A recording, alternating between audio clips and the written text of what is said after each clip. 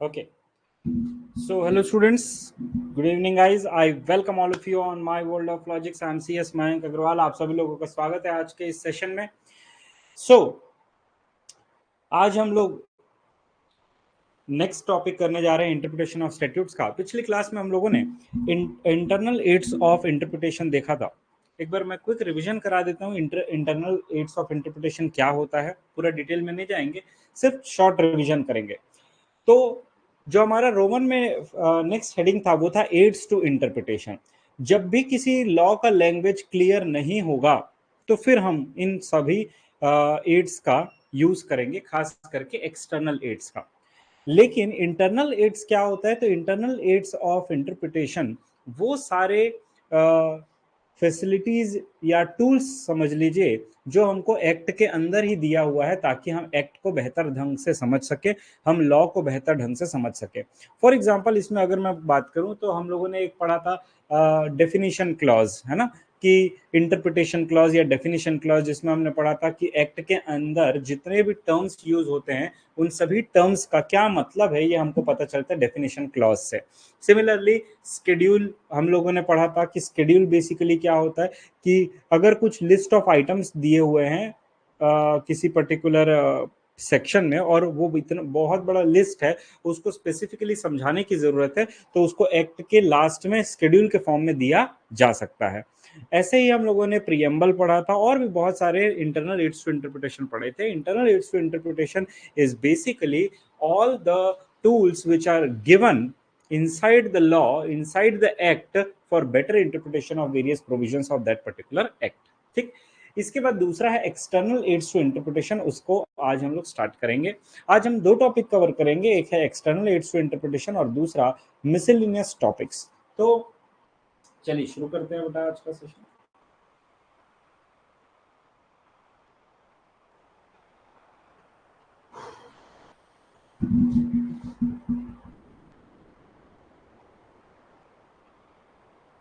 चलिए, external aids to interpretation. Internal aids के अलावा जो कोर्ट्स है वो कुछ एक्सटर्नल एड्स को भी रेफर करती है.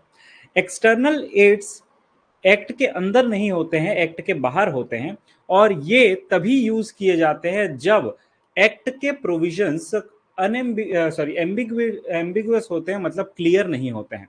So when the language of the act is clear and unambiguous, the external aids to interpretation are not considered. Whereas in case of ambiguity, following external aids are considered. अब कौन कौन से external aids है? बहुत simple है, आइए देखते हैं. सबसे पहला पार्लियामेंट्री हिस्ट्री, दूसरा reference to other law and statutes, तीसरा डिक्शनरी, चौथा reference to report committee, reference to report of the committee, ठीक है, पांचवा use of the foreign decision. आइए एक एक करके हम लोग समझते हैं ये एक्सटर्नल एड्स टू इंटरप्रिटेशन किस तरीके से यूज किया जाता है. सबसे पहले बात करते हैं पार्लियामेंट्री हिस्ट्री की. देखिए, जैसे कि शुरुआत में मैंने आपको बताया था कि भारत में कोई भी कानून पास होता है तो उसके कुछ स्टेजेस होते हैं. फॉर एग्जांपल, सबसे पहले मान लीजिए कि जो सरकार होती है, सरकार के जो कंसर्न मिनिस्टर होते हैं वो एक पर्टिकुलर मैटर से रिलेटेड एक बिल लाते हैं, लेट से लोकसभा में.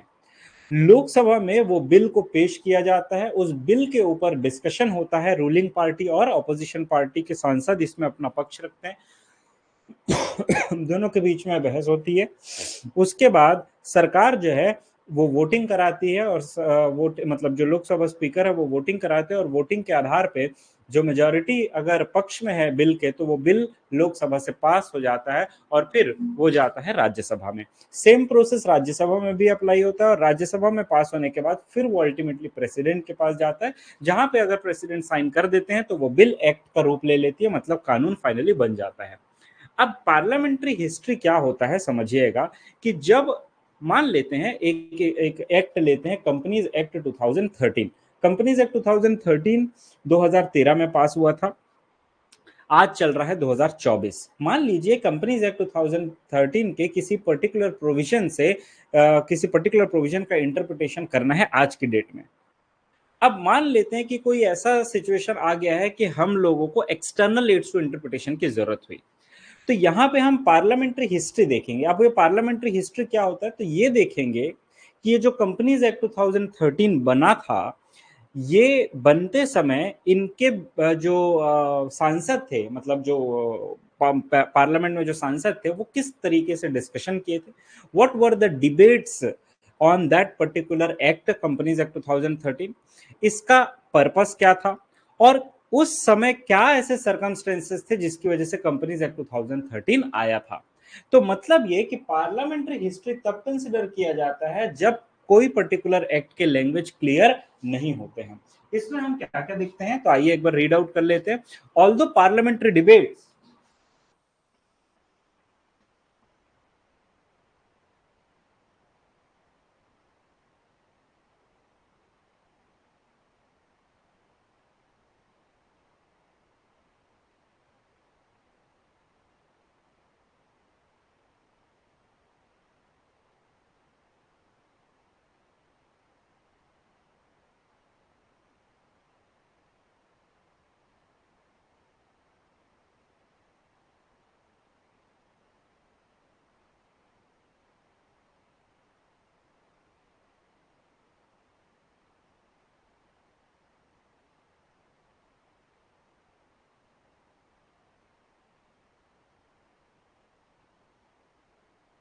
Hello hello hello hello hello hello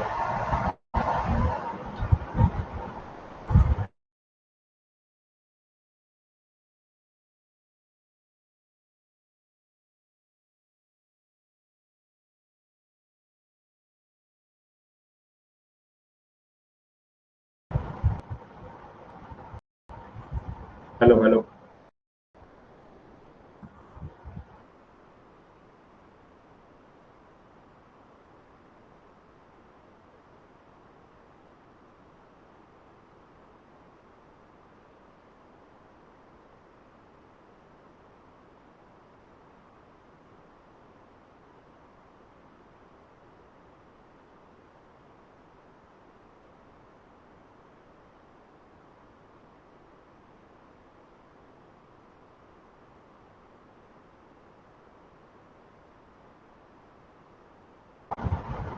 hello, am I audible and visible now? Okay, चलिए स्टार्ट करते हैं। पार्लियामेंट्री हिस्ट्री का एक बार रीडिंग कर लेते हैं। All the parliamentary debates on the floor of the legislature is not admissible as the court is only concerned with what is written in the law passed by the legislature.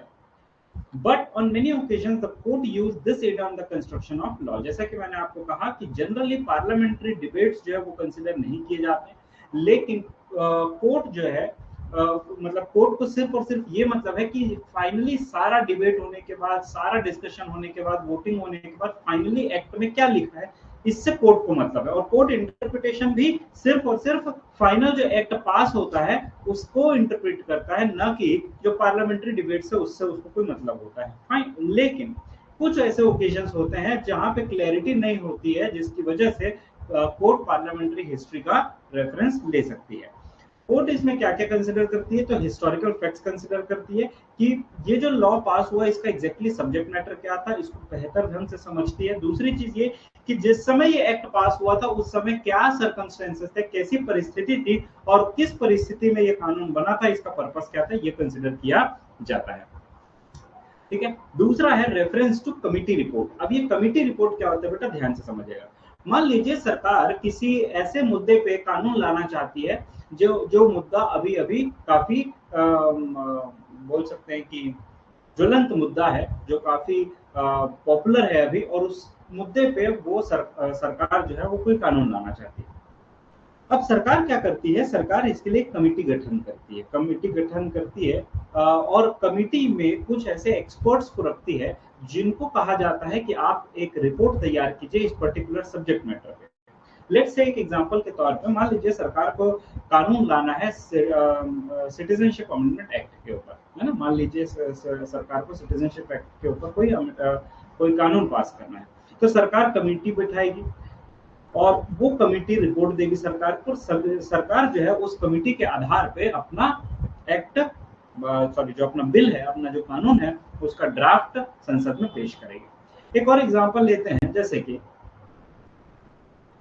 Bharat में ऐसे बहुत सारी committees बनी है past में, जिनके recommendation के आधार पे सरकारों ने अपना लॉ कानून पेश किया है संसद में, और उसके बेसिस पे कानून बना हमारे देश में। फॉर एग्जाम्पल अभी हमारे देश में एक मुद्दा चल रहा है, और वो है कि एक देश एक चुनाव, ठीक है, वन नेशन वन इलेक्शन। इसके लिए एक कमिटी बनाई गई है, जिसकी अध्यक्षता श्री पूर्व राष्ट्रपति श्री रामनाथ कोविंद जी कर रहे हैं। उनकी अध्यक्षता में एक एक्सपर्ट्स का जो पैनल है वो बैठा है, और वो कमिटी रिपोर्ट तैयार कर रही है कि किस तरीके से भारत देश में भारत देश में सभी चुनाव एक साथ किए जाए, जितने भी लेजिस्लेटिव असेंबली है, जितने भी जितने भी स्टेट्स के लेजिस्लेचर के चुनाव होते हैं, लेजिस्लेटिव असेंबली के चुनाव होते हैं, और जितना जो हमारे देश का जो लोकसभा का इलेक्शन होता है, दोनों को किस तरीके से कंबाइनली एक साथ किया जाए, इसके ऊपर रिपोर्ट तैयार करनी है। तो होता क्या है कि जब मान लीजिए कोई कानून किसी कमिटी के रिपोर्ट के आधार पर बना है, तो कोर्ट जो है वो कमिटी की रिपोर्ट को भी कभी कभी कंसिडर करती है। लेकिन इसमें दो पॉसिबिलिटी है, ध्यान से समझिएगा। देखिए होता क्या है कि एक सीक्वेंस बता, मान लीजिए सरकार ने कहा कि भाई किसानों को हमें मिनिमम सपोर्ट प्राइस देना है, आप इस पे एक रिपोर्ट तैयार कीजिए। तो एक कमेटी गठित की गई, और कमेटी के हेड बना दिए गए मान लीजिए स्वामीनाथन सर को, ठीक है। आप पढ़ेंगे स्वामीनाथन कमीशन एक बहुत ही प्रचलित कमीशन है, स्वामीनाथन कमीशन बना था। ये जो स्वामीनाथन कमेटी है, उन्होंने अपनी रिपोर्ट तैयार की, और एमएसपी के ऊपर किसानों के मुद्दों पे काफी सारे सुझाव दिए गए। अब मान लीजिए सरकार उन सुझावों को पढ़ती है, समझती है, लेकिन सरकार हो सकता है कि उस पर्टिकुलर रिकमेंडेशन को न मान के वो अपने हिसाब से कोई अलग कानून बनाए। तो जरूरी नहीं है कि कमेटी ने जो रिपोर्ट तैयार की है, सरकार उस रिपोर्ट को एज इट इज अप्लाई कर ले बिल के फॉर्म में, ऐसा नहीं होता है। So the report of the select committee on which the law was passed may also be considered to see the background against which the law has been passed. ठीक, लेकिन पार्लियामेंट हो सकता है कि जो रिकमेंड किया गया है कमेटी रिपोर्ट में, उससे अलग वो कुछ एक्ट बनाई हो। तो उस केस में तो कमेटी रिपोर्ट का कोई मतलब ही नहीं रह जाता है, क्योंकि कमेटी रिपोर्ट में कुछ और कहा गया है, जबकि पार्लियामेंट में जो कानून आया है वो कोई और ही है। तो यहाँ पे कमेटी रिपोर्ट का रेलेवेंस नहीं होता है।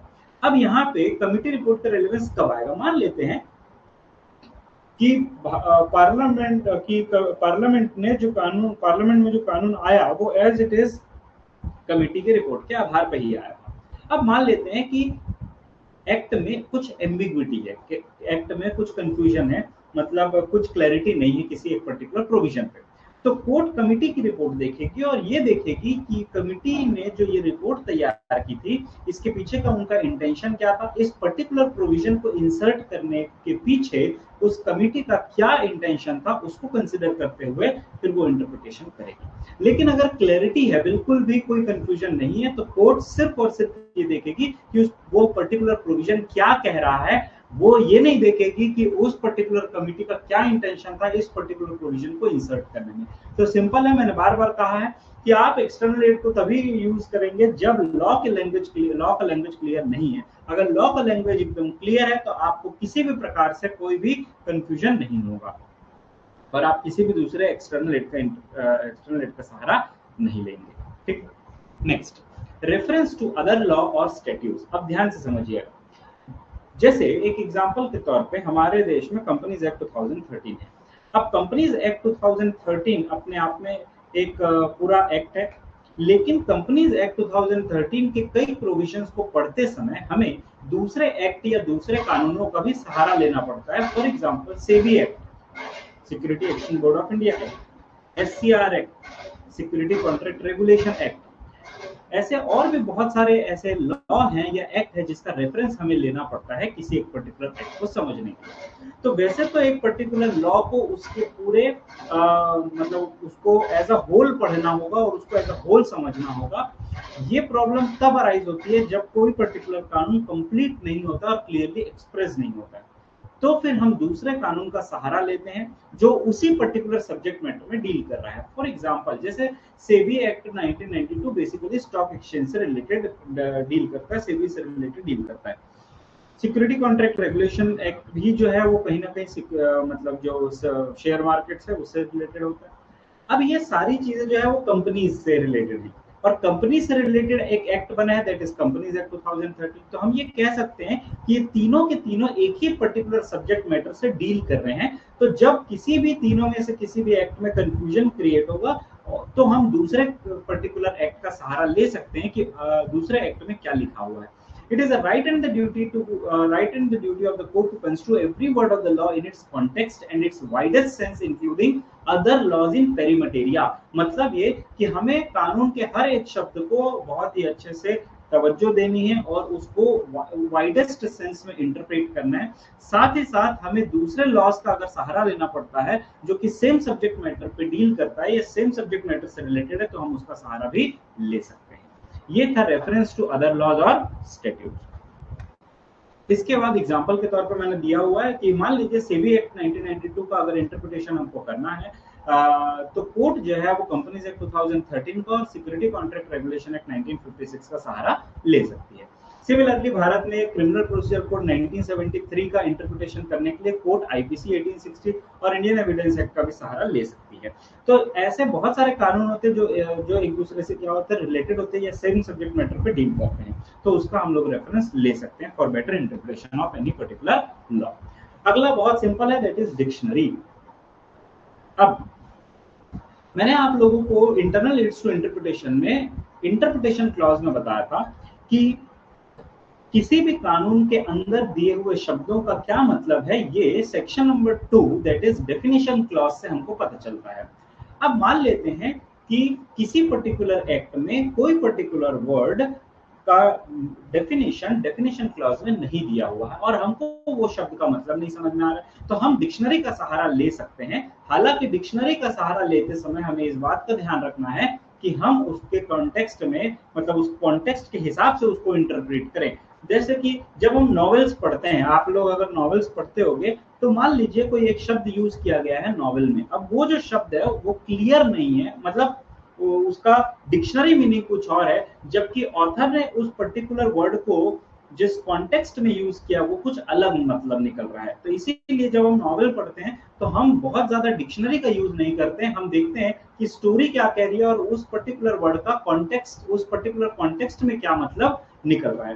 तो dictionary can be consulted when the word is not defined within the act itself to understand its general meaning in common usage. However the context in which the word appears must always be considered, मतलब किस context में वो word आ रहा है उसको consider किया जाएगा। क्यों? क्योंकि वर्ड का मीनिंग लॉ में हो सकता है कि कुछ अलग हो और डिक्शनरी में कुछ अलग हो, इसलिए हम लॉ के कॉन्टेक्स्ट के हिसाब से उसका इंटरप्रिटेशन करेंगे।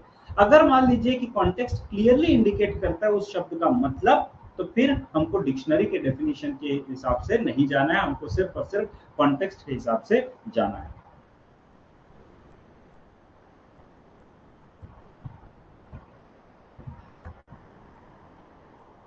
Dictionaries are not absolute authorities in statutory interpretation, especially when the legislative intent or the definition clause provides a different interpretation. जब भी contradiction होगा dictionary meaning में और definition clause में, तो हमेशा definition clause of the act will prevail. I hope यहाँ तक clear। चलिए आगे बढ़ते हैं। Use of foreign decisions। अब ध्यान से समझना, भारत में बहुत सारे ऐसे कानून हैं जो जिसमें केस लॉज जो है वो फॉरेन के दिए हुए हैं। मतलब आप देखोगे जब हम इंडियन कॉन्ट्रैक्ट एक्ट पढ़ेंगे 1872, तो उसमें बहुत सारे एक्ट जो है वो विदेश के हैं। अभी अभी हम लोगों ने इंटरप्रिटेशन ऑफ स्टैट्यूट्स भी देखा, उसमें मैंने ह्यूज वर्सेस स्मिथ का एग्जांपल दिया था, है ना, तो वो बाहर का केस था, इंग्लैंड वगैरह का केस था। तो इसी तरीके से भारत का जो कोर्ट है वो दूसरी कंट्रीज के डिसीजंस को भी कंसिडर कर सकता है अगर भारत का कानून और विदेश का कानून दोनों का कानून लगभग सेम है। तो वही लिखा है यहाँ पे, Indian courts are allowed to refer the decisions of those countries which have similar legal framework within that of India. हालांकि जब भी ऐसा होगा कि दोनों के लॉ में कॉन्ट्रडिक्शन होगा या किसी भी प्रकार से अगर विरोधाभास होगा, तो हमेशा इंडियन लॉ को प्रायोरिटी दी जाएगी, भारत के संविधान को, भारत के कानून को प्रायोरिटी दी जाएगी। So while the foreign decision can provide the guidance, the primary focus remains on the language of the relevant Indian law, the context in which it was enacted, and the specific conditions in India where it will be applied. तो भारत के language के हिसाब से किस context में उसको use किया जा रहा है और किस कंडीशन में भारत में वो पास किया गया था। ये तीनों को ध्यान में रखते हुए प्रायोरिटी किसको दी जाएगी बेटा, इंडियन लॉज को प्रायोरिटी दी जाएगी। आई होप यहाँ तक क्लियर है। ये हमारा external aids to interpretation complete होता है। Is it very clear to all of you? इसमें कोई डाउट है तो पूछ लीजिए।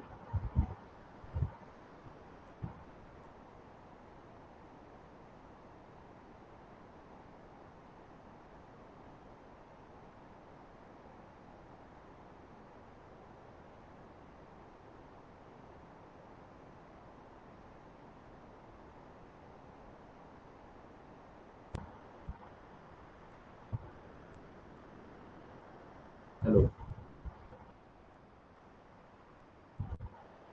Fine.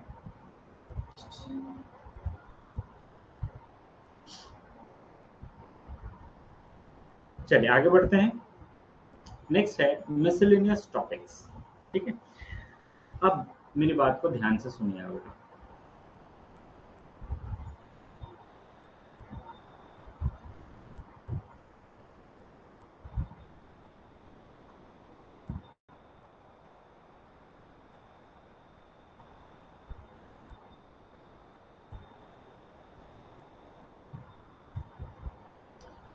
Interpretation of statutes chapter में हम लोगों ने टोटल इस चैप्टर को 7 हेडिंग्स में डिवाइड किया था, ये 7 टॉपिक्स में डिवाइड किया था।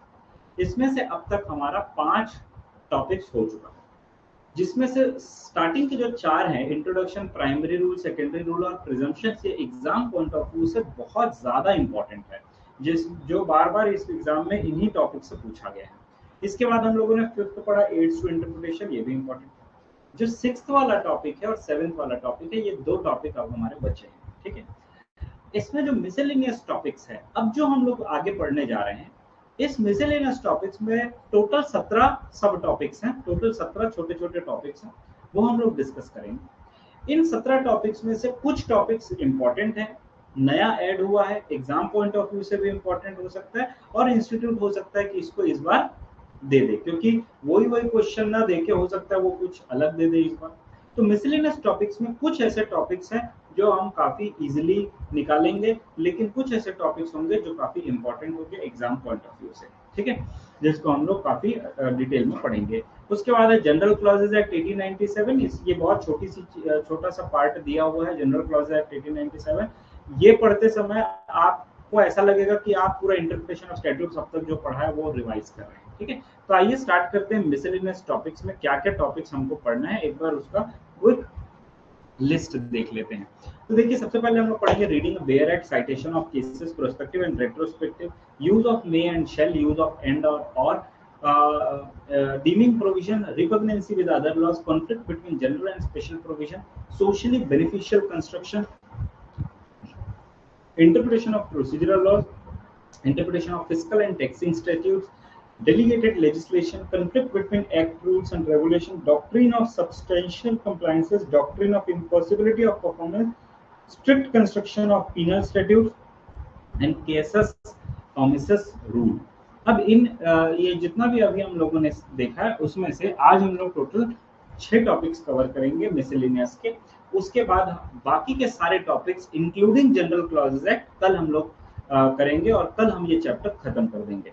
अब ध्यान से समझिएगा, इसमें से जो स्टार्टिंग के आज हम लोग 6 पढ़ने वाले, ये कहीं ना कहीं आपके प्रैक्टिकल पॉइंट ऑफ व्यू से ज्यादा इंपॉर्टेंट है। हो सकता है एग्जाम पॉइंट ऑफ व्यू से उतना इंपॉर्टेंट ना रहे, बट जो बाकी के मिसलेनियस टॉपिक्स है, जैसे कि आप देखेंगे conflict between general and special provision, एक बार एक अटेम्प्ट में पूछा गया है, सोशली बेनिफिशियल कंस्ट्रक्शन। ठीक है, उसके अलावा आपका conflict between act, rules and regulation, then doctrine जितने भी दिए हैं, doctrine of substantial compliances, doctrine of impossibility of performance, casus omissus rule, ये सारे इंपॉर्टेंट है एग्जाम पॉइंट ऑफ व्यू से। ठीक है, तो कुछ भी क्वेश्चन आ सकता है, कहीं से भी क्वेश्चन आ सकता है। मैं 100% मॉड्यूल कवर इसलिए करा रहा हूँ ताकि आप लोग एटलीस्ट एक बार सारे टॉपिक से गो थ्रू करके जाएं। भले ही आप कुछ टॉपिक जो मैं लास्ट में बताऊंगा कोर्स कंप्लीशन के बाद, जिसको आपको बहुत ज्यादा रिवाइज करना है, मल्टीपल टाइम्स रिवाइज करना है, लेकिन हर एक टॉपिक एक बार भी अगर पढ़ा हुआ है तो आप कुछ तो लिख सकते हैं। ठीक है बेटा, तो चलिए स्टार्ट करते हैं मिसलेनियस प्रोविजन को। सबसे पहले हम लोग पढ़ेंगे bare act, reading a bare act.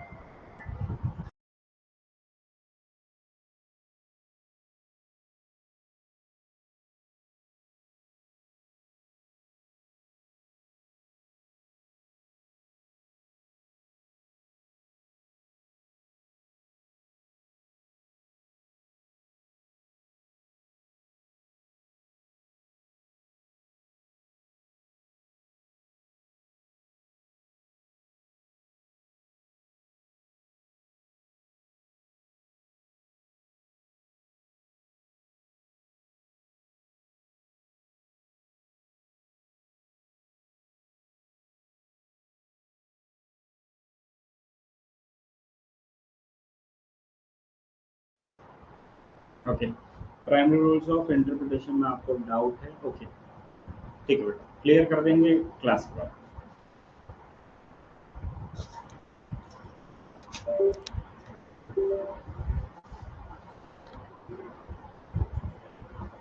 Hello hello hello,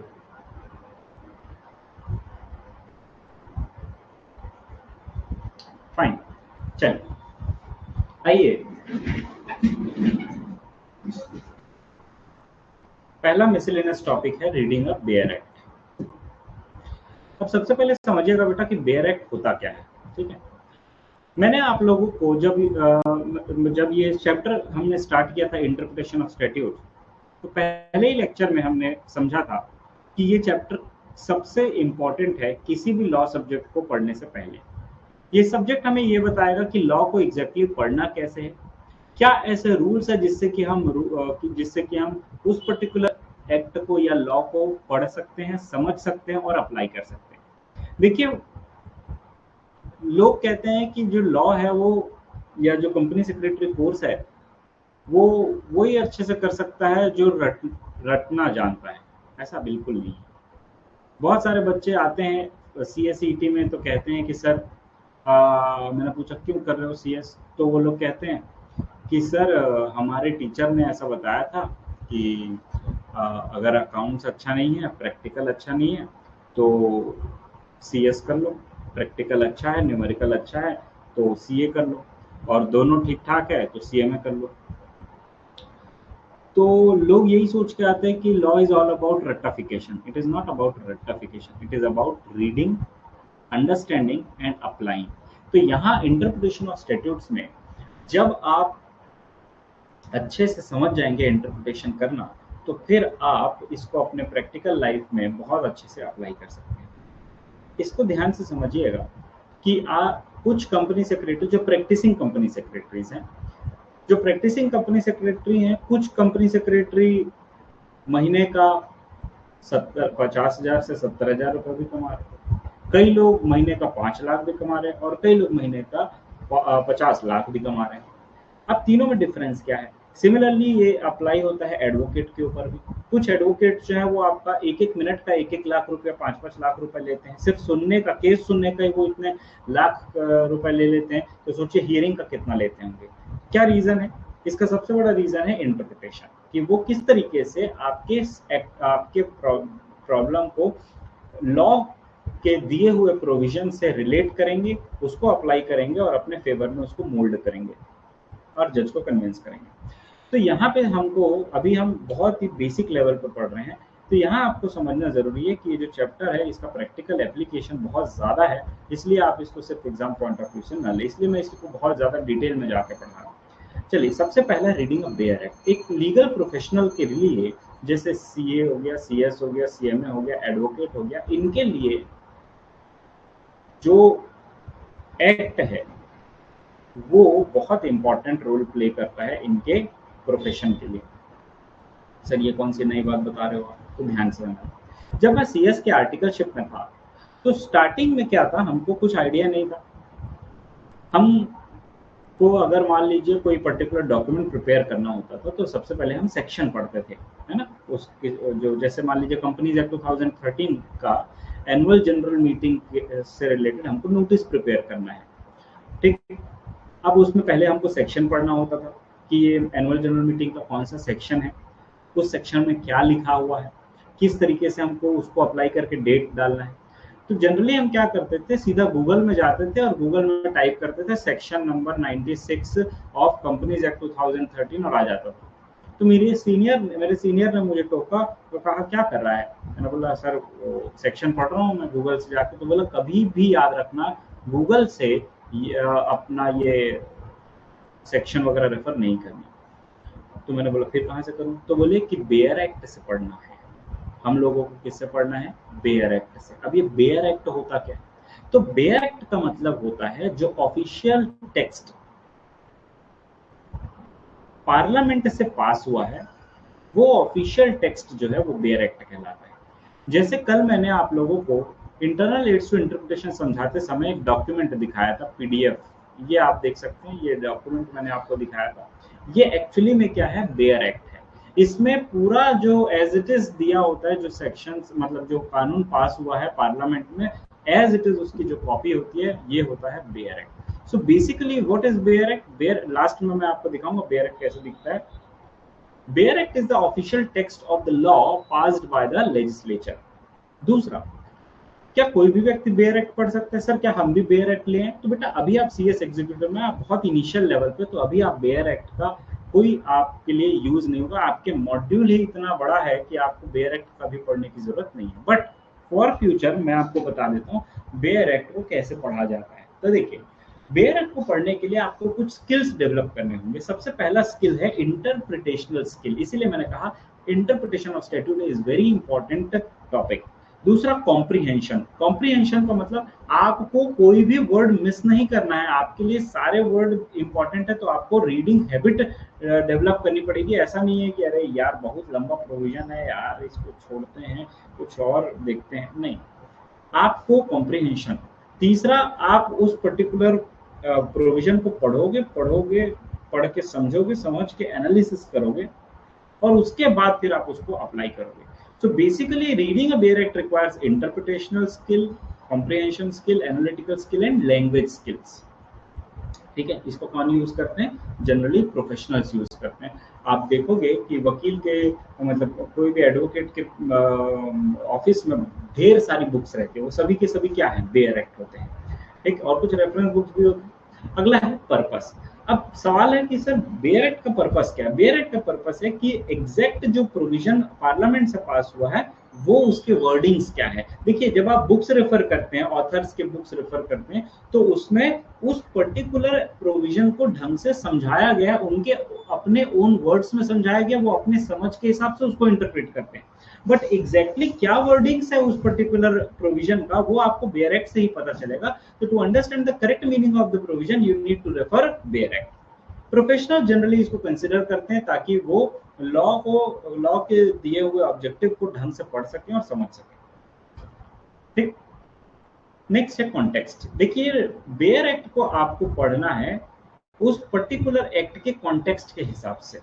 ठीक है, मतलब ये कि आपको डिक्शनरी मीनिंग पे नहीं जाना है, बल्कि आपको बेयर एक्ट में दिए हुए जो प्रोविजंस है उसके बीच में आपस में कनेक्शन बिठाना पड़ेगा।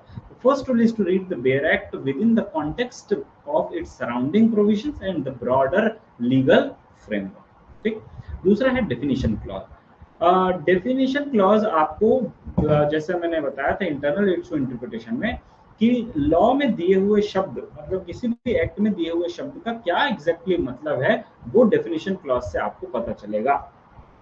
तीसरा, literal construction rule. Primary rule of interpretation का पहला रूल हमने पढ़ा था, rule of literal construction. Rule of literal construction के हिसाब से आपको पहले लॉ में दिए हुए शब्दों को उसके ऑर्डिनरी ग्रामेटिकल पॉपुलर सेंस में समझना है, और लिटरल इंटरप्रिटेशन आपको पहले करना है। फिर हम अगर लिटरल कंस्ट्रक्शन से सही मतलब नहीं निकाल पा रहे हैं, तब हम दूसरे रूल्स में जाएंगे। तो while interpretation of any particular act, the first rule is to be applied is rule of literal construction. तो ये जो अभी हम लोग पढ़ रहे हैं, ये बेयर एक्ट को पढ़ने का क्या रूल है, क्या नियम है, वो हम लोग यहाँ पे समझ रहे हैं। ठीक है, नेक्स्ट।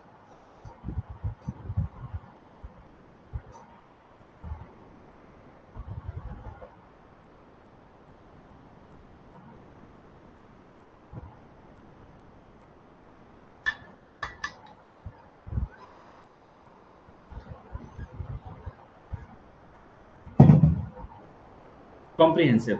जब भी आप किसी एक्ट के प्रोविजन को पढ़ रहे होंगे तो आपको उसको ब्रेक करना पड़ेगा, फॉर एग्जाम्पल, और ब्रेक करना पड़ेगा और फिर उसको एक साथ पढ़ना पड़ेगा। एक छोटा सा एग्जाम्पल देता हूँ तो आपको ज्यादा बेहतर ढंग से समझ में आएगा। कल हम लोगों ने एक सेक्शन देखा था, सेक्शन 96, अगर आपको याद होगा, एनुअल जनरल मीटिंग का।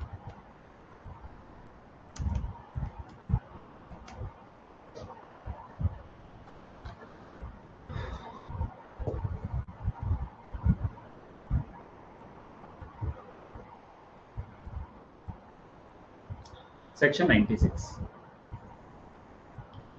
क्या लिखा है इसमें?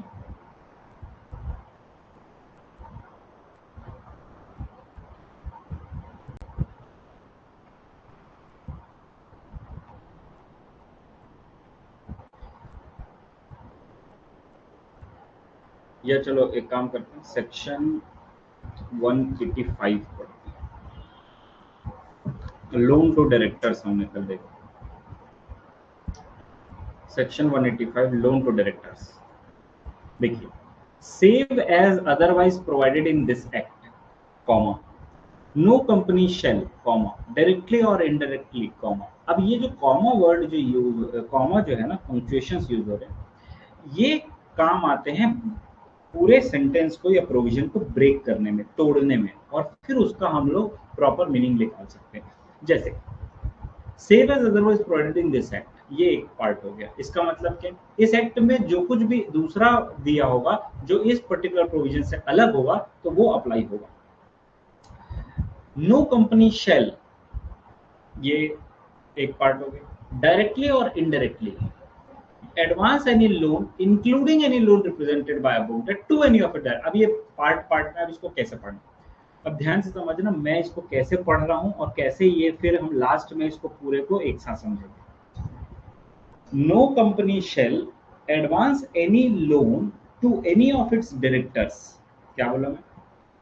No company shall advance any loan to any of its directors or to any other person in whom the director is interested, or give any guarantee or provide any security, be it directly or indirectly. It also includes any loan represented by book debt. आई बात समझ? तो मैंने क्या किया कि इतने complicated sentence को part part में ब्रेक कर दिया, कॉमा के हिसाब से, पंक्चुएशंस के हिसाब से, और फिर इन सबको जोड़ के हम एक चीज समझे कि इस एक्ट में दूसरे किसी भी प्रोविजन में जो कुछ भी दिया है वो प्रिवेल करेगा। और सेक्शन 185 ये कहता है कि कोई भी कंपनी ना तो डायरेक्टली ना ही इनडायरेक्टली अपने डायरेक्टर या किसी भी दूसरे व्यक्ति जो उसमें डायरेक्टर इंटरेस्टेड है उसको ना तो लोन दे सकता है, ना तो किसी प्रकार की गारंटी या सिक्योरिटी प्रोवाइड कर सकता है। क्या आपको समझ में आया कि हमने किस तरीके से सेंटेंस को ब्रेक किया? ब्रेक करने के बाद उसको एज अ होल पढ़ा और समझा। Is it clear?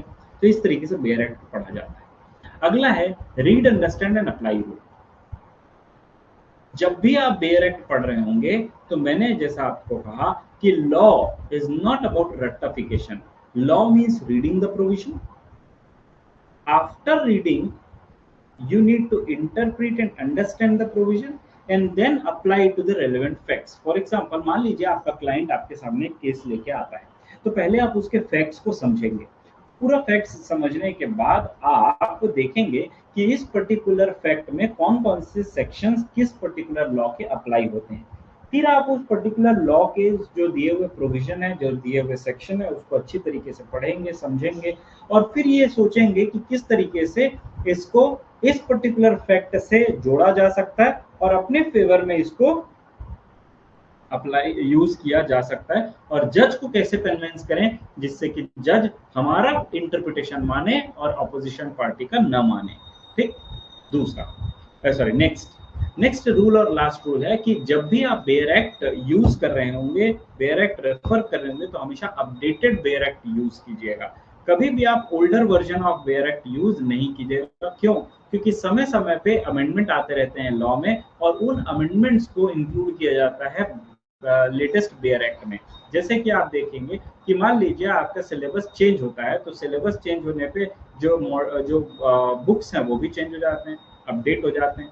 तो आपको क्या करना पड़ेगा, बेयर एक्ट, आपको नया बेयर एक्ट या अपडेटेड बेयर एक्ट समझना पड़ेगा। स्थिति, अभी तक तो मैं यही पढ़ा रहा था बेटा, how to read bare act. कुछ भी समझ नहीं आया क्या? आप बोल रहे हो can you again explain how to read bare act. जो मैंने आपको बताया, जैसे कि आपको क्या करना है, बेयर एक्ट पढ़ते समय चीज़ों को पार्ट में डिवाइड कर लेना। जैसे अभी मैं आपको समझाऊंगा तो ज़्यादा अच्छे से समझ में आ जाएगा, है ना। हाईलाइट करके आपको समझाता हूँ तो ज़्यादा बेहतर समझ आएगा। ये देखिए,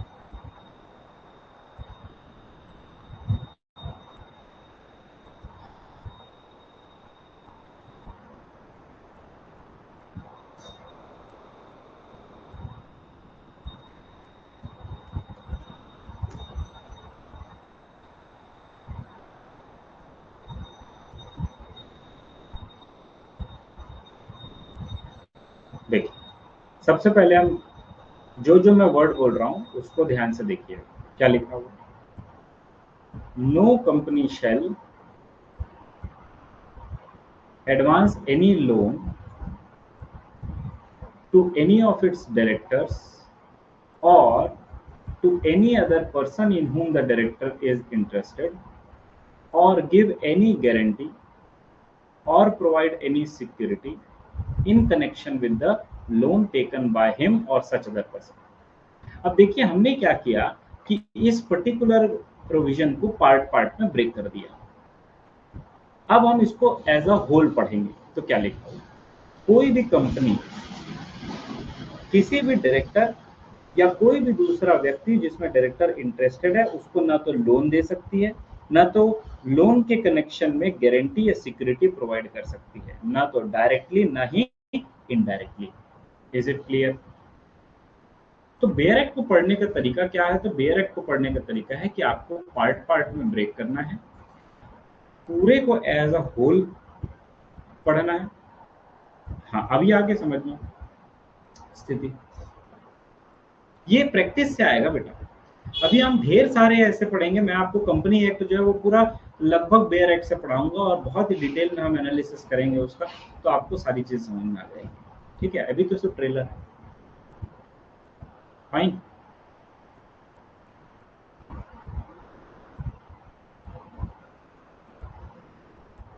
चलिए आगे बढ़ते हैं।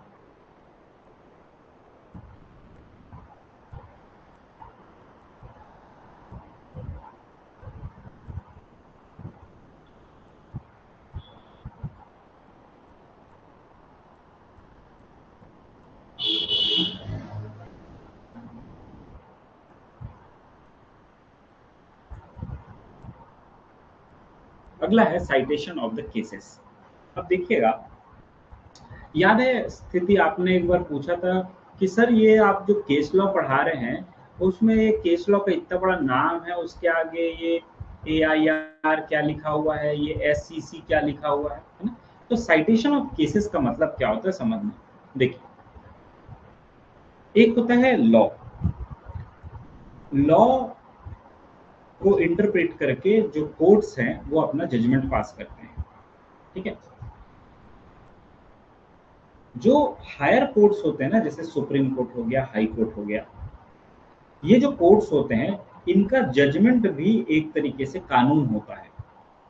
अब मान लीजिए कि सुप्रीम कोर्ट ने किसी एक पर्टिकुलर मैटर पे कोई जजमेंट पास किया, तो वो जो जजमेंट है, वो जो डिसीजन है, वो नीचे निचली जो अदालतें हैं, चाहे वो हाई कोर्ट हो या जो लोअर कोर्ट्स हैं, उनके ऊपर वो बाइंडिंग होगा।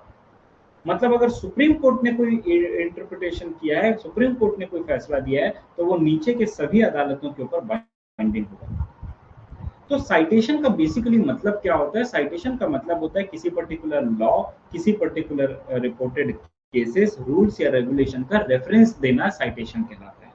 जब आप लॉ में, जैसे आपको मैंने अभी टेस्ट पेपर दिया, तो मैंने उसमें लिखा, मान लीजिए explain the Heydon's rule citing the relevant case law. मतलब आप हेडन्स रूल को समझाइए और जो रेलेवेंट केस है उसको आप साइट कीजिए, उसको आप कोट कीजिए, जो उस हिडन रूल को बेहतर ढंग से समझा सके। तो यहाँ पे जो साइटेशन है, इसका मतलब किसी भी लॉ, किसी भी रिपोर्टेड केसेस, रूल्स या रेगुलेशंस को कोट करना। जो हायर कोर्ट्स के डिसीजन होते हैं वो सबऑर्डिनेट कोर्ट्स के ऊपर बाइंडिंग होते हैं।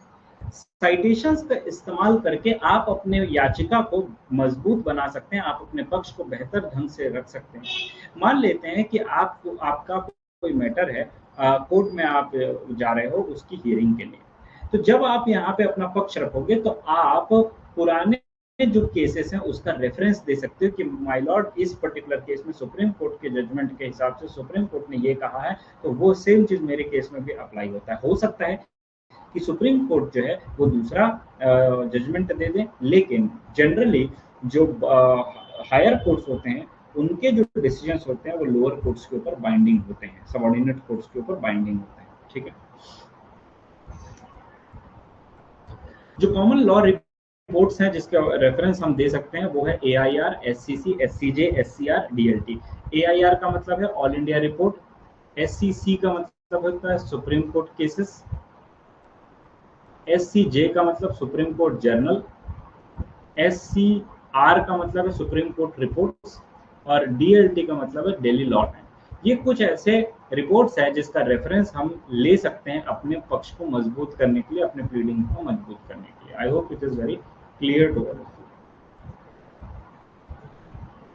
नेक्स्ट है components. What are the components of citation? तो देखिए, सबसे पहले आप जब कोट करेंगे, जब आप साइट करेंगे किसी भी रेलेवेंट केस लॉ को, तो सबसे पहले पार्टीज का नाम लिखिए, जैसा कि हम लोग लिखते हैं स्मिथ वर्सेस ह्यूज हमने लिखा। फिर किस ईयर में वो जजमेंट पास हुआ था, कि कौन से लॉ रिपोर्ट या जर्नल में ये दिया हुआ है, what is the title of the report और जर्नल, कौन से पेज नंबर में ये पब्लिश हुआ था, ये सारी चीजें। तो जब आप साइट करते हो तो आप सारा डिटेल देते हो, जिससे कि आप बेहतर ढंग से उसको रेफर कर सको।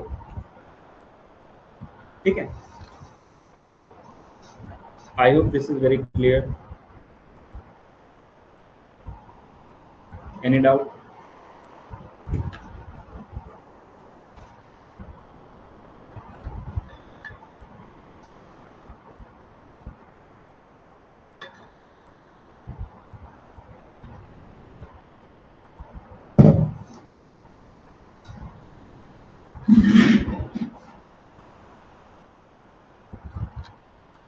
चलिए, अब हम एक बहुत इंपॉर्टेंट टॉपिक के बारे में डिस्कस करने जा रहे हैं, जो काफी मतलब बार बार आपको लॉ पढ़ते समय यूज होगा, और उसका क्या मतलब है ये समझते हैं। देखिए, दो वर्ड है शेल और मे। अलग अलग प्रोविजन में आपको ये फ्रीक्वेंटली देखने को मिलेगा, शेल वर्ड और मे वर्ड। जनरली शेल का मतलब होता है मैंडेटरी रिक्वायरमेंट, मतलब ये कि अगर किसी भी प्रोविजन में शेल लिखा है मतलब वो आपको कंपलसरी करना ही है, आपके पास कोई ऑप्शन नहीं है। लेकिन अगर किसी प्रोविजन में मे वर्ड का इस्तेमाल किया गया है तो हो सकता, तो उसमें आपको एक परमिशन दी जा रही है कि आप ये कर सकते हैं, चाहे तो कर सकते हैं, चाहे तो न करें, आपकी मर्जी। तो यहाँ पे आपको डिस्क्रिशनरी पावर मिल जाती है। So shall indicates mandatory requirements, where may indicates permissive और discretionary requirement and non mandatory. हालांकि कुछ ऐसे केसेस होते हैं जिसमें जिसमें किसी मैंडेटरी रिक्वायरमेंट के लिए भी मे वर्ड का यूज किया जा सकता है, और किसी डिस्क्रिशनरी पावर के लिए शेल शब्द का इस्तेमाल किया जा सकता है। मतलब मैं रिकैप करवा देता हूँ। जनरली शेल का मतलब होता है मैंडेटरी, करना ही है। मे का मतलब होता है कर भी सकते हो और नहीं भी कर सकते, आपकी मर्जी। लेकिन कुछ ऐसे केसेस होते हैं जिसमें मे वर्ड अगर यूज किया है तो उसका मतलब क्या होता है कि कंपलसरी यूज करना, कंपलसरी करना है, कंपलसरी है वो करना, और शेल जो है वो आपको डिस्क्रिप्शन देता है। ये धीरे धीरे आपको समझ आएगा जैसे जैसे हम एक्ट पढ़ते चले जाएंगे। अभी मैं सिर्फ और सिर्फ जनरल जो मतलब है वो बता रहा हूँ कि कैसे शेल और मे का क्या इंटरप्रिटेशन आता है। इसके जो एक्सेप्शन है कि कौन से ऐसे केसेस होंगे जिसमें हम मे को शेल की जगह यूज कर सकते हैं और शेल की जगह मे यूज कर सकते हैं, वो हम बाद में पढ़ेंगे जब हम एग्जैक्टली कंपनीज एक्ट 2013 को इंटरप्रेट करेंगे। बहुत सारी चीजें आपको कंपनीज एक्ट 2013 में समझ में आएगी। उसी का एक रेफरेंस मैं दे रहा हूँ यहाँ पे, आर्टिकल सेक्शन 96। कल हम लोगों ने एनुअल जनरल मीटिंग का सेक्शन पढ़ा। क्या है इसमें? देखिए, एवरी कंपनी, चलिए मैं इसको बेयर एक्ट से रेफर करता हूँ। तो उसमें मैं हाईलाइट भी कर पाऊंगा आपके लिए।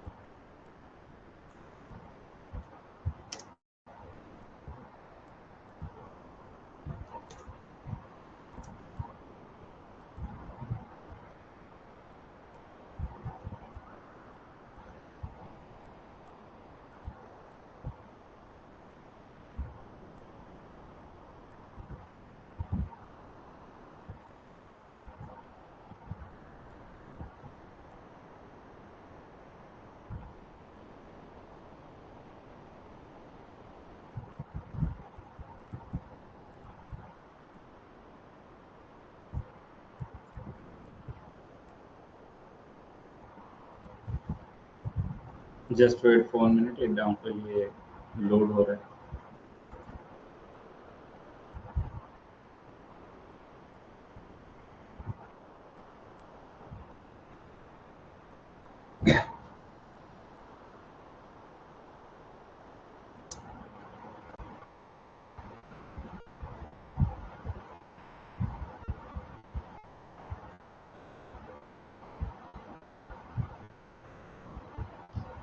चलिए, सेक्शन 96 एनुअल जनरल मीटिंग, क्या लिखा हुआ है बेटा इसमें?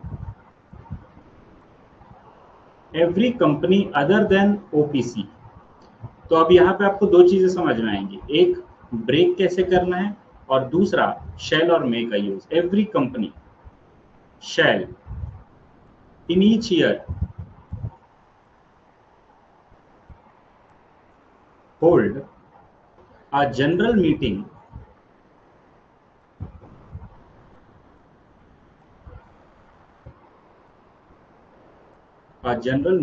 as its annual general meeting and shall specify the meeting in the notices calling it, and not more than 15 months shall elapse। देखिए कहां कहां shall वर्ड यूज हो रहा है। not more than 15 months shall elapse between the date of one annual general meeting and that of the next annual general meeting। अब इसका क्या मतलब है, आइए समझते हैं, इसका इंटरप्रिटेशन समझिएगा कैसे होगा। Every company other than OPC, one person company के अलावा दूसरी सारी कंपनीज को साल में एक जनरल मीटिंग को as a annual general meeting hold करना है और अपने नोटिसेस में ये स्पेसिफाई करना है कि ये particular general meeting annual general meeting होगी। एनुअल जनरल मीटिंग का मतलब, जैसे आप रिलायंस इंडस्ट्री का देखेंगे तो हर साल रिलायंस इंडस्ट्री का जो एनुअल जनरल मीटिंग है उसका न्यूज चैनल में आता है, ठीक है। उसका जो कि जियो ने, रिलायंस इंडस्ट्रीज ने आज ये घोषणा की, मुकेश अंबानी ने आज ये घोषणा की, वही है एनुअल जनरल मीटिंग। तो हर एक कंपनी को साल में एक बार एनुअल जनरल मीटिंग करना है और नोटिस में स्पेसिफाई करना है कि ये जो जनरल मीटिंग है ये एनुअल जनरल मीटिंग कहलाएगी। और दो एनुअल जनरल मीटिंग के बीच में 15 महीने से ज्यादा का गैप नहीं होना चाहिए। मतलब मैक्सिमम 15 महीने का गैप हो सकता है, उससे ज्यादा आप 15 महीने से ज्यादा का गैप आप नहीं कर सकते दो एनुअल जनरल मीटिंग के बीच में। इसका मतलब ये है कि जहां पे शैल वर्ड यूज किया है ये करना कंपलसरी है, ये आपके डिस्क्रिशन या परमिशन नहीं है कि आप एनुअल जनरल मीटिंग कर भी सकते हो और नहीं भी कर सकते, करना ही है। हर एक कंपनी जो ओपीसी नहीं है उनको साल में एक बार एनुअल जनरल मीटिंग करनी है और दो एनुअल जनरल मीटिंग के बीच में 15 महीने से ज्यादा का गैप नहीं हो सकता है। अब आइए मे वर्ड कहां यूज किया है, दो पैराग्राफ छोड़ के आगे आप देखेंगे तो क्या लिखा हुआ, provided also that the registrar may for any special reason extend the time within which any annual general meeting other than first annual general meeting shall be held by a period not exceeding 3 months। क्या मतलब हुआ इसका? क्या मतलब हुआ इसका? इसका मतलब ये हुआ कि जो ऊपर दिया हुआ है ना प्रोविजन 15 महीने वाला, वो तो कंपलसरी करना ही है फॉलो, लेकिन अगर कुछ एक्सेप्शनल केस ऐसा आ जाता है, कुछ स्पेशल रीजन आ जाता है, तो आप रजिस्ट्रार को बताएंगे कि हे रजिस्ट्रार, इन कारणों से हम एनुअल जनरल मीटिंग इस पर्टिकुलर स्पेसिफाइड लिमिट के अंतर्गत नहीं कर पाए, तो कृपया आप हमें एक्सटेंशन दे दीजिए। कितने महीने का एक्सटेंशन दे सकता है रजिस्ट्रार?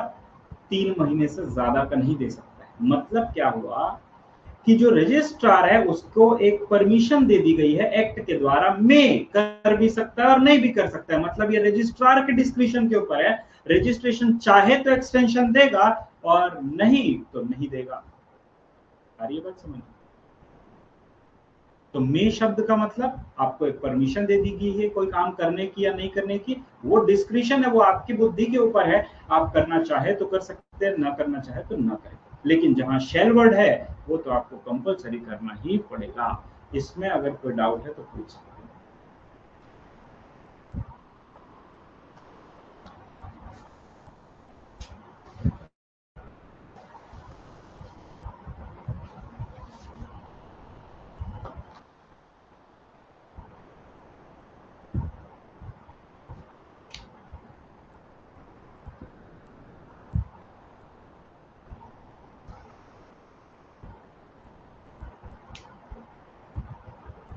Yes, any doubt? नहीं है तो फिर आगे बढ़ेंगे। चलिए, अगला जो टॉपिक है वो भी बहुत सिंपल है। यूज ऑफ एंड और। ये एंड और का क्या मतलब है? देखिए, एंड का हिंदी में मतलब होता है और का हिंदी में मतलब होता है या। तो जब भी कहीं पर भी एंड वर्ड यूज किया गया है तो वो दो लोगों को कनेक्ट कर रहा है, दो या दो से ज्यादा आइटम्स को आपस में कनेक्ट कर रहा है और एक ग्रुप बना रहा है। जबकि और का मतलब होता है या तो आप ये कर सकते हो या तो आप वो कर सकते हो, दोनों में से कोई एक कर सकते हो। मतलब ये कि जहां वर्ड एंड यूज किया गया है, मतलब वो सारी की सारी चीजें आपको फुलफिल करनी है। जैसे मान लीजिए आपको दिया हुआ है to get your trademark registered you have to fulfil following conditions, और 5 कंडीशंस हैं और 4 कंडीशंस के बाद एंड 5वां कंडीशन लिखा हुआ है। तो जो एंड शब्द है उसका इंटरप्रिटेशन क्या होगा कि आपको पांचों के पांचों कंडीशंस फुलफिल करने हैं, तभी जाके आपको ट्रेडमार्क रजिस्ट्रेशन मिलेगा, अगर अदरवाइज नहीं मिलेगा। मतलब यहाँ पे जब भी एंड वर्ड यूज किया है, मतलब सारी की सारी चीजें आपको कंपलसरी कंप्लाई करनी पड़ेगी। अगर उसमें से एक भी मिस होता है तो वो आप नहीं कर पाएंगे। वहीं अगर और शब्द का यूज किया गया तो और का मतलब कोई भी दोनों में से एक यूज किया जा सकता है, दोनों में से कोई एक चीज किया जा सकता है। ठीक है। अब जैसे मैंने मान लीजिए ऐसा बोला कि if you want to take the classes from me you have to take the lectures of JIGL, ECIPL and company law. तो यहाँ पे मैंने एंड वर्ड यूज किया, मतलब आपको तीनों के तीनों लेक्चर्स लेने पड़ेंगे, तभी आप ले सकते हो, कोई भी एक नहीं ले सकते हो। अगर मैंने कहा you can take JIGL, ECIPL, company law और SBEC या SBILL, तो यहाँ पे मैंने और शब्द का यूज किया, मतलब आप कोई भी ले सकते हो, आपकी मर्जी है, आप मुझसे पढ़ सकते हो। I hope this the difference is clear. And का मतलब सभी के सभी करना कंपलसरी है, और का मतलब कोई भी अल्टरनेटिव आप चूज कर सकते हो। ठीक है, आई होप यहाँ तक क्लियर है सबको। आगे बढ़ते हैं। अब जैसा कि हमने देखा था कि कुछ जगहों पे शेल एज अ मतलब शेल उन चीजों के लिए भी यूज होता है जो कंपलसरी नहीं है, और में उन चीजों के लिए यूज होता है जो कंपलसरी है। उसी प्रकार से कभी कभी एंड शब्द का यूज या इंटरप्रिटेशन हम एज अ और करते हैं। अगर ऐसा न करें तो अर्थ का अनर्थ हो सकता है। फॉर एग्जाम्पल, इसमें मैंने एक एग्जाम्पल लिया है, जैसे ये एक्सेप्शन लिखा हुआ है, Sometimes it may be required to read and in place of or and vice versa, which may be understood with the help of following example. आइए एक एग्जांपल देखते हैं। देखिए यहाँ पे डॉक्यूमेंट शब्द का मतलब दिया हुआ है ना, डेफिनेशन ऑफ डॉक्यूमेंट जो कंपनीज एक्ट 2013 है उसमें एक शब्द है डॉक्यूमेंट, सेक्शन 2 सबसेक्शन 36।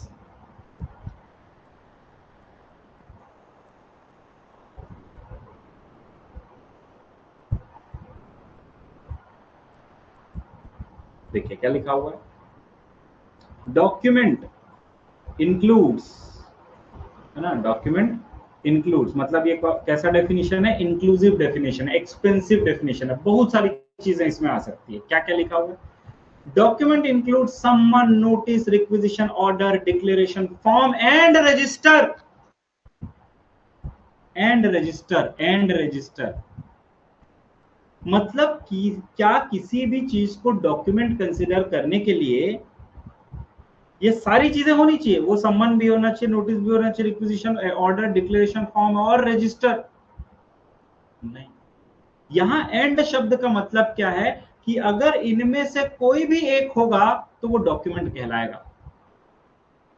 अगर इनमें से कोई भी एक होगा तो डॉक्यूमेंट, चाहे वो सम्मन है तो भी डॉक्यूमेंट कहलाएगा, नोटिस है तो भी डॉक्यूमेंट कहलाएगा, कोई रिक्विजिशन है तो भी डॉक्यूमेंट कहलाएगा, ऑर्डर है तो भी डॉक्यूमेंट कहलाएगा, डिक्लेरेशन है तो भी डॉक्यूमेंट कहलाएगा, फॉर्म है तो भी डॉक्यूमेंट कहलाएगा, रजिस्टर है तो भी डॉक्यूमेंट कहलाएगा, कोई भी होगा तो डॉक्यूमेंट कहलाएगा। तो यहाँ पे एंड शब्द का मतलब सारे के सारे होना जरूरी नहीं है, इनमें से कोई भी होगा तो वो डॉक्यूमेंट कहलाएगा। आई होप यहाँ तक क्लियर है आपको।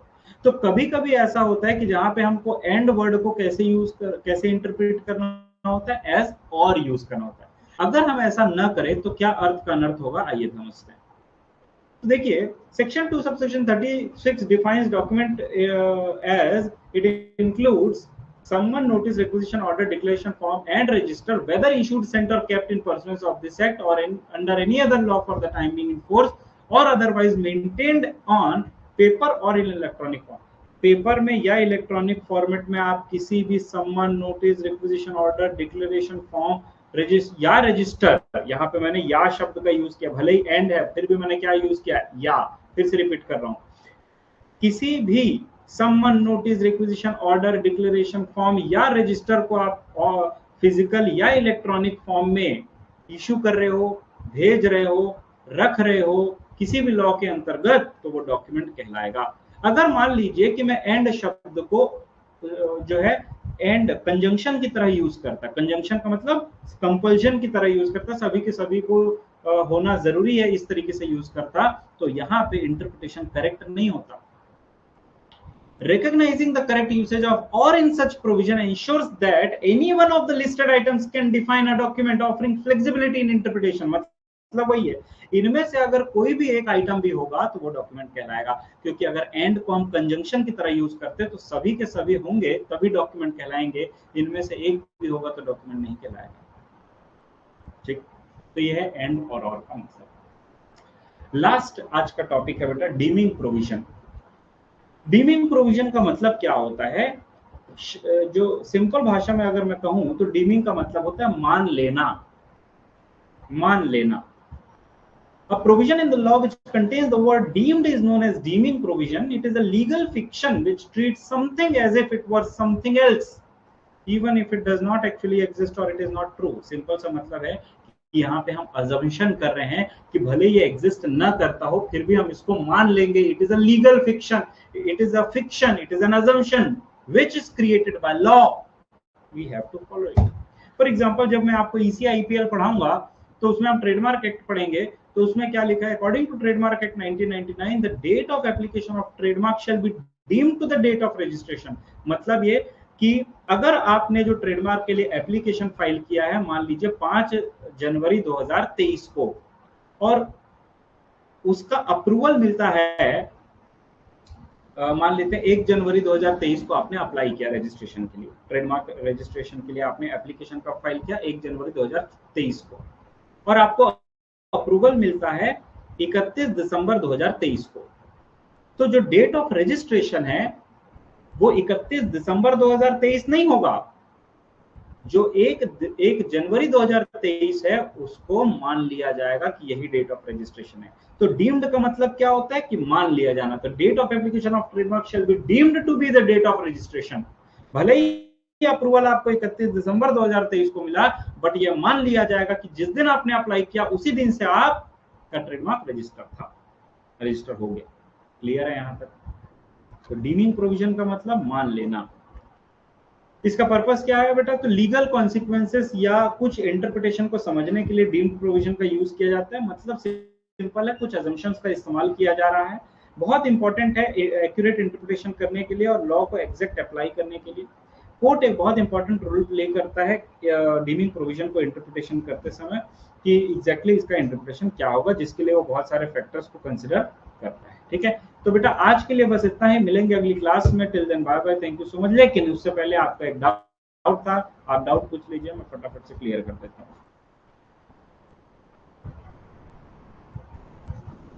कल की क्लास में ये चैप्टर हम खत्म कर देंगे, जो इंटरप्रिटेशन ऑफ स्टैट्यूट्स हैं, मिसलेनियस टॉपिक जो बाकी बचे हैं, और हमारा ये क्या बोलते हैं उसको, general clauses act.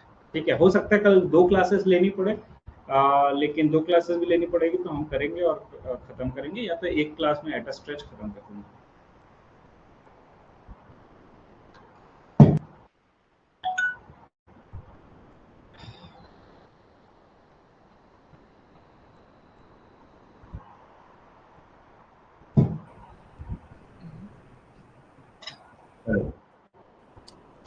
Hello sir, good evening. Good evening बेटा, बताइए। सर मेरा, आपने जो रूल बताया था प्राइमरी इंटरप्रिटेशन में, उसमें एक केस स्टडी था जगीराम वर्सेस स्टेट ऑफ हरियाणा, वो वाला मुझे समझ में नहीं आया था।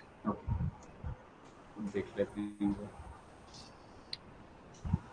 Sir rule of ejusdem generis में था।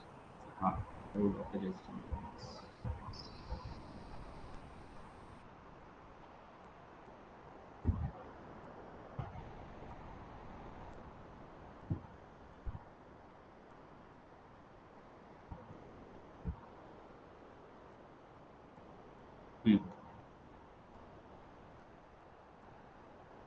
It helps the court to find the true intention of the legislature, Jagiram versus state of Haryana. Okay, देखिए रूल ऑफ एजिस्टम जनरस क्या कहता है। आपने मैंने आपका टेस्ट पेपर चेक किया, आपने थोड़ा सा ये जो वो है ना रूल है, ये गलत लिखा है। ठीक है, मैं आपको इसको पूरा समझा देता हूँ तो समझ में आ जाएगा। देखिए, पहली बात तो रूल ऑफ एजिस्टम जनरस शब्द का मतलब होता है ऑफ द सेम काइंड और स्पीशीज। मतलब एक तरीके के लोग या एक प्रजाति के लोग, एजिस्टम जनरस का मतलब होता है। अब देखिए, इस रूल के हिसाब से अगर मान लीजिए किसी प्रोविजन में जनरल वर्ड्स यूज किया गया है और उसके पहले कुछ लिस्ट ऑफ स्पेसिफिक वर्ड्स दिए हुए हैं, तो उस जनरल वर्ड का इंटरप्रिटेशन कैसे किया जाएगा? तो उस जनरल वर्ड का इंटरप्रिटेशन उन लिस्ट ऑफ स्पेसिफिक वर्ड्स के नेचर को देख के किया जाएगा। इसका एग्जांपल मैंने आपको दिया था। फॉर एग्जांपल मान लेते हैं कि जैसे लिखा हुआ है ट्रक, ट्रैक्टर, बस, ऑटो, बाइक एक्सेट्रा। अगर ट्रक, ट्रैक्टर, बस, ऑटो, बाइक एक्सेट्रा से एक्सीडेंट होता है तो उस केस में मोटर व्हीकल्स एक्ट के अंतर्गत वो व्यक्ति पनिशेबल होगा। अब ये जो एक्सेट्रा है ये जनरल वर्ड है, जबकि ट्रक, ट्रैक्टर, बस, ऑटो, बाइक ये क्या है? स्पेसिफिक वर्ड्स है। तो यहाँ पे एटसेट्रा वर्ड का इंटरप्रिटेशन कैसे होगा कि क्या इसमें अगर कोई ट्रेन से कोई एक्सीडेंट होता है तो वो भी आएगा, क्या एरोप्लेन से होगा तो भी आएगा, क्या वाटरवे से होगा तो भी आएगा? नहीं। तो यहाँ एटसेट्रा शब्द का मतलब इंटरप्रिटेशन कैसे किया जाएगा? देखेंगे कि लिस्ट ऑफ स्पेसिफिक वर्ड्स का नेचर क्या है। भाई ट्रक कहाँ चलता है? रोड में। ट्रैक्टर कहाँ चलता है? रोड में। बस कहाँ चलता है? रोड में। ऑटो कहाँ चलता है? रोड में। बाइक कहाँ चलता है? रोड में। तो ये रोड में चल रहा है, मतलब ये रोडवेज की चीजें आती है। अब एटसेट्रा शब्द में अगर कोई ऑटो रिक्शा से हो रहा है या कोई मान लो कोई नया प्रकार का गाड़ी आया है जो ना तो इनमें से किसी भी प्रकार का नाम नहीं है, कुछ अलग ही है वो, तो भी वो रोडवे तो है ना, तो वहां पे रोडवेज को कंसिडर किया गया है। अब जंगीराम वर्सेस स्टेट ऑफ हरियाणा का जो कंक्लूजन है वो यहाँ पे बस मेंशन किया गया है कि कोर्ट का मतलब ये रूल ऑफ एजिस्टम जनरस किस तरीके से कोर्ट को हेल्प करता है इंटरप्रिटेशन करने में। तो ये देखता है कि भाई लेजिस्लेचर ने, मतलब जो पार्लियामेंट है, उसने ये जो कानून बनाया, ये जो प्रोविजन बनाया है, इसका एग्जैक्ट इंटेंशन क्या था। तो इसका इंटेंशन मान लेते हैं इस पर्टिकुलर एक्ट, इस पर्टिकुलर प्रोविजन में लेजिस्लेचर का इंटेंशन ये था कि रोड में चलने वाले व्हीकल से ज्यादा एक्सीडेंट्स होते हैं, इस वजह से हमें उनको इस मोटर व्हीकल्स एक्ट के दायरे में लाना है, जबकि जो रेलवे होता है, वाटरवेज होता है या एरोप्लेन होता है, वो अनकंट्रोल्ड सिचुएशन होता है, वो उसमें कंट्रोल नहीं किया जा सकता है, क्योंकि वो एक्सेप्ट मतलब वो अलग नेचर का होता है। अब भाई कोई व्यक्ति ट्रेन के सामने आ रहा है तो अचानक से ट्रेन तो नहीं रोकी जा सकती ना, एक को बचाने के लिए इतने सारे पैसेंजर्स को हानि हो जाएगी। तो यहाँ पे लेजिस्लेचर का इंटेंशन क्या था, ये एटसेट्रा वर्ड यूज करने का, तो उनका इंटेंशन सिर्फ ये था कि रोड में चलने वाले जो व्हीकल्स हैं उसको इंक्लूड किया जाए। तो जग्गीराम वर्सेस स्टेट ऑफ हरियाणा में सिर्फ ये कहा गया है कि the legislature use this particular law to know the true intention of the legislature. Clear है?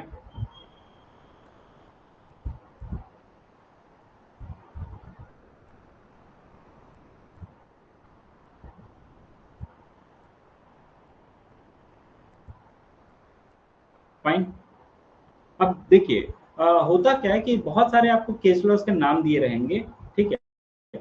अब वो एक्चुअल में जो केस लॉ है ना वो कुछ अलग मैटर पे हुआ है, लेकिन सुनवाई के दौरान या जो केस चल रहा था उस दौरान कोई एक पर्टिकुलर इंटरप्रिटेशन आया जो एक पर्टिकुलर रूल से रिलेटेड है, तो फिर उसको रेफरेंस में दे दिया जाता है कि भाई इस पर्टिकुलर रूल में ये स्टेटमेंट अप्लाई होता है और ये पर्टिकुलर केस है, ठीक है। तो ये जो जेआईजीएल में जितने भी केस लॉज हैं उसमें से कुछ केस लॉज ऐसे हैं जिसको हम बहुत डिटेल में पढ़ेंगे, पूरा मैं आपको facts of the case, judgement और इश्यूज बताऊंगा, कुछ मैं सिर्फ और सिर्फ कंक्लूजन बताऊंगा, उसी में से एक है जग्गीराम वाला, ठीक है। तो आई होप इट इज क्लियर। आज के लिए बस इतना ही, मिलेंगे अगली क्लास में। Till then bye bye, thank you so much, बहुत बहुत धन्यवाद।